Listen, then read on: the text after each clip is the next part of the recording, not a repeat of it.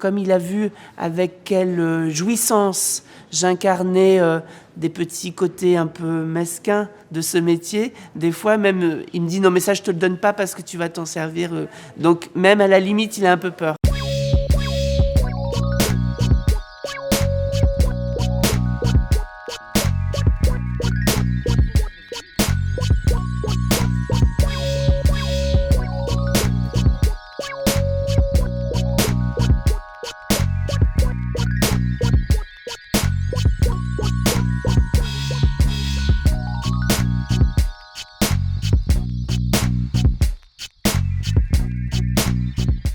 De m'approcher de lui peut-être un peu, même si mon agent, ça fait quand même 15 ans que je suis avec lui.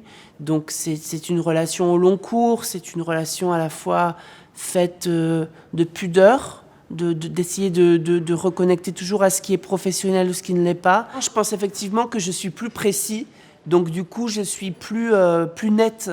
Avant, je me disais mais non, mais il faut que je le laisse tranquille, tout ça. Là maintenant, effectivement, je suis un petit peu plus anguleux parce que mon angle d'attaque est plus clair, quoi. Et des fois même, je pense que comme il a vu avec quelle jouissance j'incarnais des petits côtés un peu mesquins de ce métier, des fois même il me dit non mais ça je te le donne pas parce que tu vas t'en servir.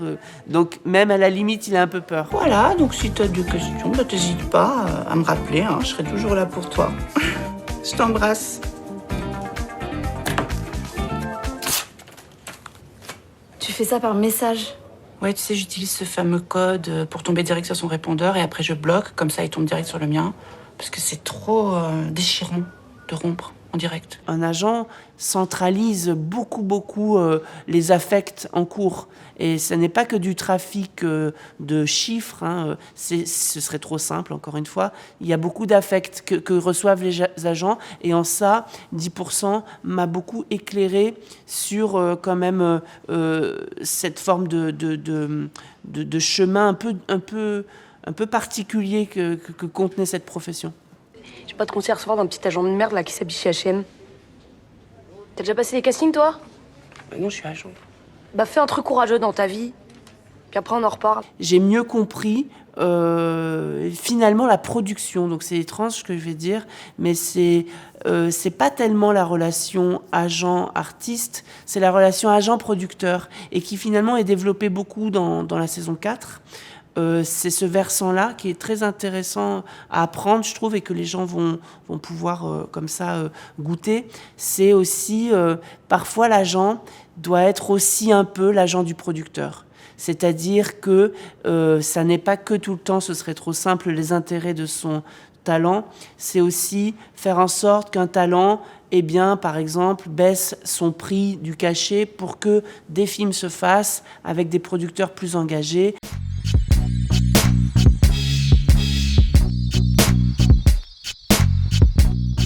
Sur un tournage en particulier, on me payait très peu alors que j'avais que 2 jours de tournage, et une actrice beaucoup plus connue que moi, et je l'entendais très bien, était payée je pense 600 fois plus que moi, mais en plus pour faire un trajet en allant au même endroit, on lui proposait un avion, mais personnel.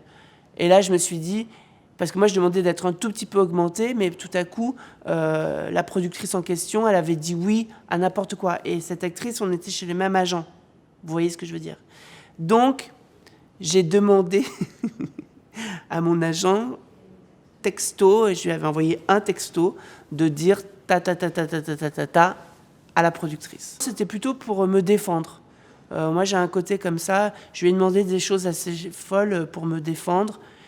Et puis j'ai demandé des choses avant d'avoir un agent image, de garder certains produits de luxe.